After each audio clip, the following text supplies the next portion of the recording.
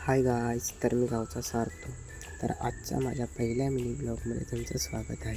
तर माझा आजचा प्लॅन आहे की नदीवर जायचं, कारण खूप दिवस माझे मित्र बोलत होते की आपण नदीवर जाऊयात.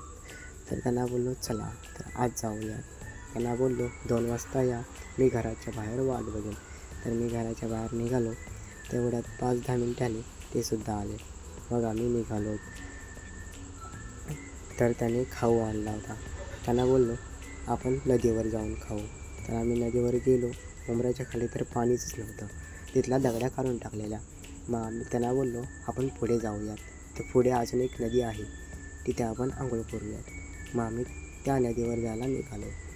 तिथे त्या नदीवर गेलो. त्यांना बोललो इथे आंघोळ करू. मग आम्ही खाऊ बिऊ खाल्लं.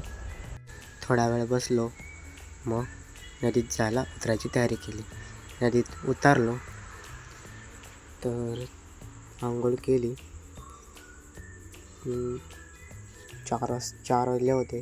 त्यांना बोललो चला घरी जाऊयात, नाही तर घरी ओरडे पडतील. थोड्या वेळ आंघोळ केली. मग आम्ही निघालो. चला मग मित्रांनो, भेटूया पुढच्या ब्लॉगमध्ये. Bye bye.